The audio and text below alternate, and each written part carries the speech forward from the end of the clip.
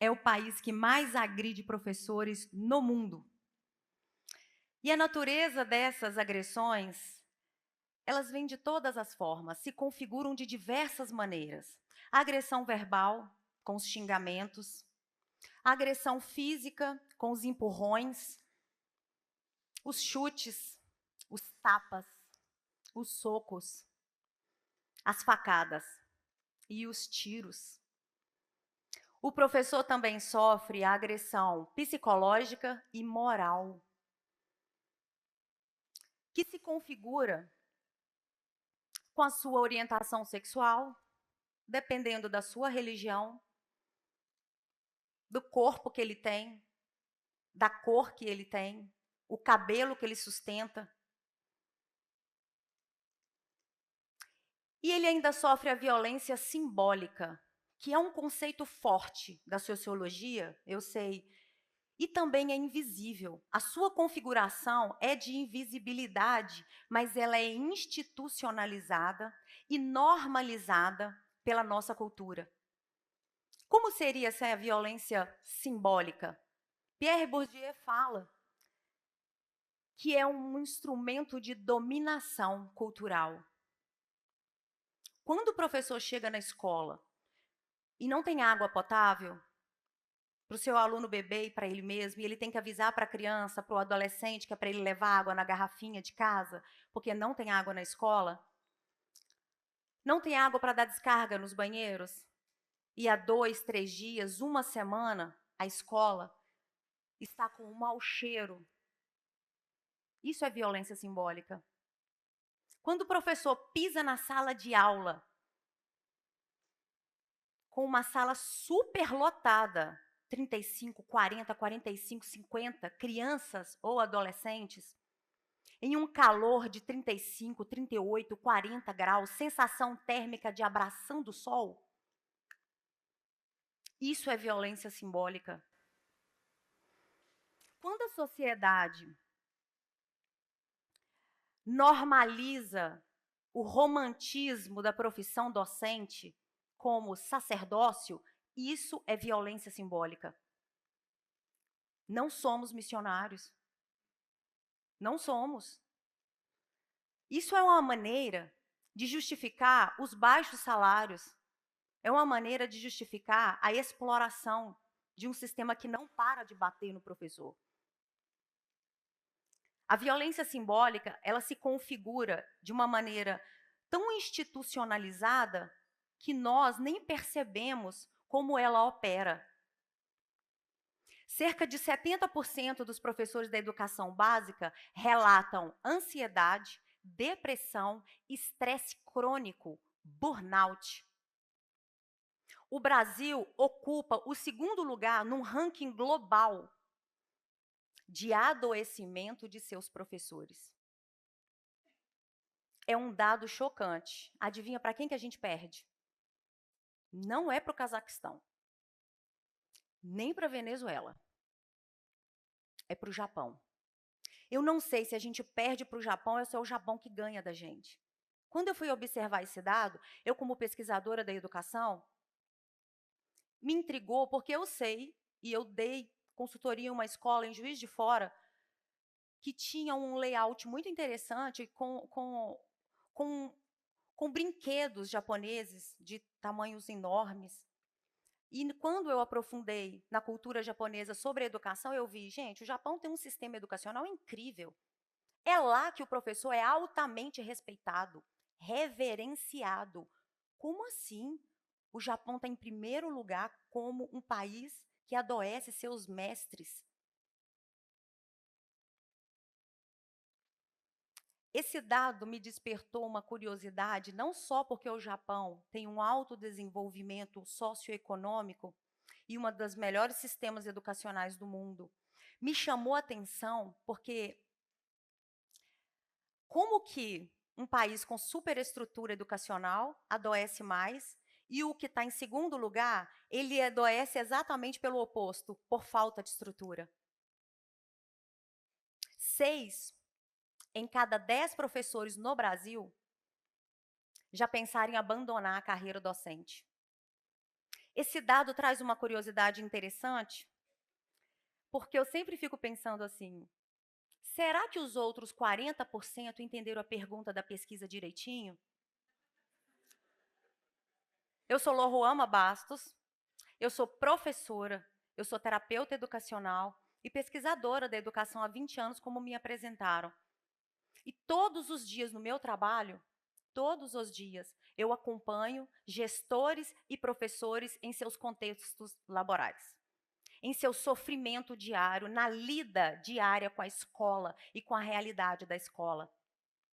Sabe o que eu vejo todos os dias, gente? Todo santo dia no meu trabalho, no consultório, quando eu ouço uma queixa online, à distância, quando me marcam lá no meu Instagram, quando me procuram em algum evento educacional, quando eu estou numa mesa redonda que tem gestores ou professores sempre na lida da escola, sabe o que eu vejo todo dia? O sangramento de uma das profissões mais importantes da humanidade. É isso que eu vejo. Eu vejo todo dia o descaso do Estado com a educação básica, principalmente a pública, que é seu dever garantir educação, que é um direito fundamental. Quando eu falo da violência simbólica que o professor sofre, que os alunos, que a comunidade escolar sofre no ambiente escolar, eu estou falando desse descaso, desse sangramento. E todo dia eu vejo esse sangramento. Pelo abandono da família que trata a escola como um depósito de crianças ou adolescentes. Eles estão terceirizando a educação de seus filhos e transferindo para nós, professores. Não é nossa responsabilidade criar filho dos outros. Pode parecer pesado, mas não se esqueçam, nós não somos sacerdotes. Nós podemos ter uma causa, uma missão, um propósito que tiram cada dia mais o sentido da nossa profissão, com a sobrecarga de trabalho, com a desvalorização, com a descredibilização que tem feito todos os dias, com o aval da sociedade. Então, todos os dias eu vejo um Estado omisso e com descaso. A violência simbólica de não ter água, não ter saneamento, é o Estado falando, eu não me importo. Eu não ligo para as vidas aí. É com essa realidade que o professor lida todos os dias.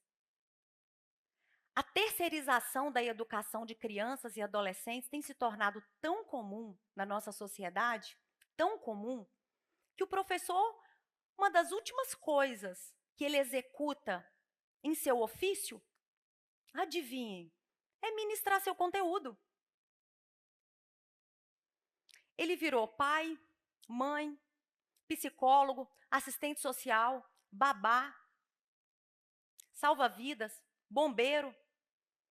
Quando eu estou em algumas palestras, lidando com o público docente, tem professor que grita no meio da palestra, no meio do nada, como estamos aqui num teatro, e fala assim, e carcereiro? Muitas vezes carcereiro. Outros falam, enfermeiros de hospício. A geração das telas, ela se distancia cada vez mais do sistema educacional. Eu vou usar o termo tradicional, mas muito cuidado nesse tradicional. Mas é tradicional no sentido do ritmo da educação. Aquela educação de tempo para processar informação e vivência para você viver a informação e dar sentido àquilo com a sua realidade e colocando em prática, não só nos exercícios dentro da sala de aula ou as tarefas de casa, esse processo educacional que leva uma coisinha chamada tempo, está cada vez mais difícil de ser constituído na sala de aula. A geração das telas, do vício no scroll, passar o dedo nos vídeos cada vez mais rápidos. Tem vídeo que eu não consigo ver, a informação veio tão rápido que não dá para ver. A geração das telas, essa geração mais atual, que está dentro da escola, que em idade escolar, como geralmente falamos, ela não tem interesse mais pelo conhecimento que leva tempo. Não tem como acelerar a cabeça para essa aprendizagem significativa.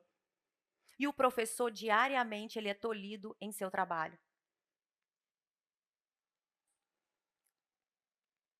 Em 2023, o Brasil registrou 150 mil afastamentos de professores por motivo de saúde mental.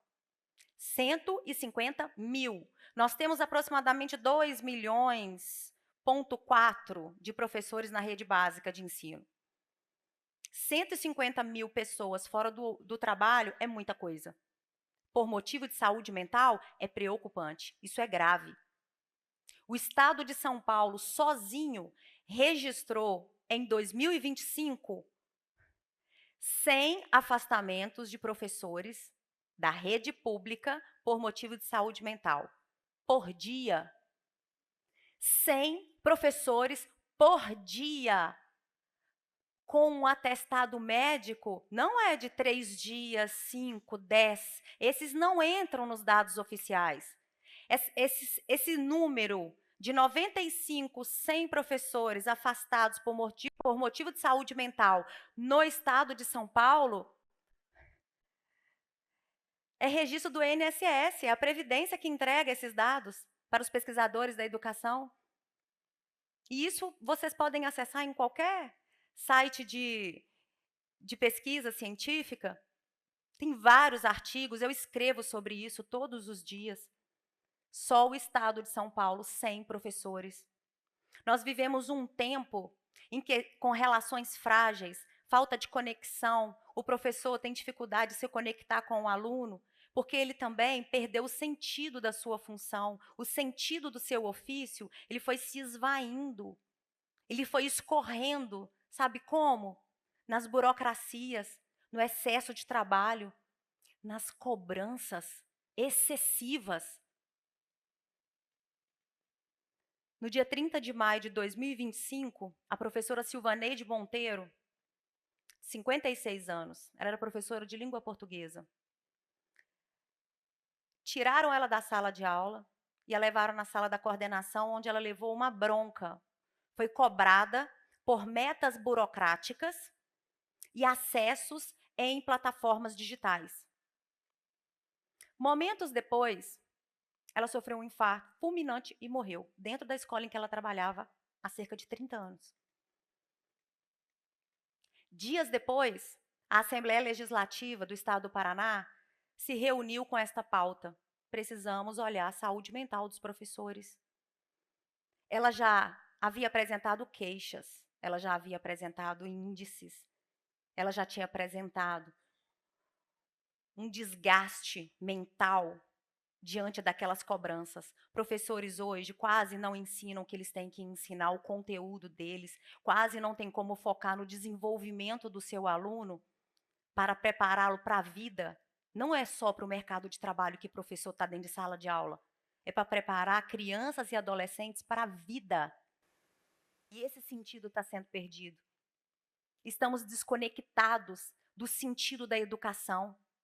Quando o Estado paga um salário miserável e humilhante, isso não é só uma violência escancarada, é uma violência moral, é uma violência simbólica. Quando o Estado fala que IA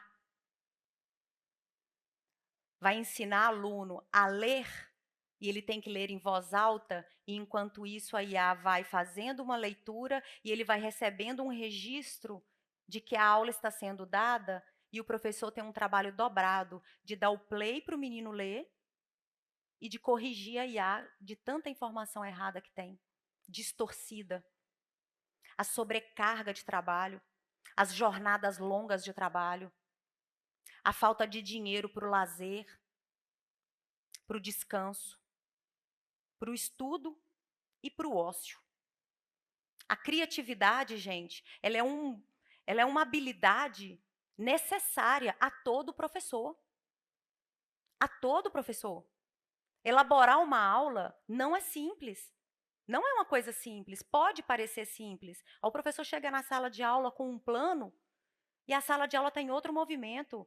Ele vai dar uma sequência didática, teve jogo de futebol, a bagunça na sala, ele tem que reorganizar toda a metodologia dele para poder atender a demanda da turma. Atender a demanda da turma é que o ensino ele precisa ter significado e está perdendo. Hoje, uma moça falou comigo que o filho dela levou uma ocorrência e ela teve que ir na escola. Quando ela foi na escola, várias mães tinham ido lá para tentar tirar a queixa do filho. E ela foi lá para falar assim: pode dar o castigo que for. Ela estava me falando: por que as pessoas estão fazendo isso, defendendo os filhos e culpando os professores? É o cenário da nossa sociedade. Mas existem saídas. Existem saídas e nós sabemos. E elas são possíveis. As saídas, elas estão sim na reconexão humana. As saídas, elas estão no autocuidado, na capacidade de escuta. As saídas, elas existem e elas são possíveis. E não são só macropolíticas, precisamos de micropolíticas dentro das escolas. Não basta o Estado garantir uma política pública, uma legislação federal para todo mundo cumprir. É preciso ter um trabalho de formiguinha. Fala-se tanto de inovação tecnológica e tão pouco de inovação relacional, e é disso que a escola está precisando. Muito obrigada.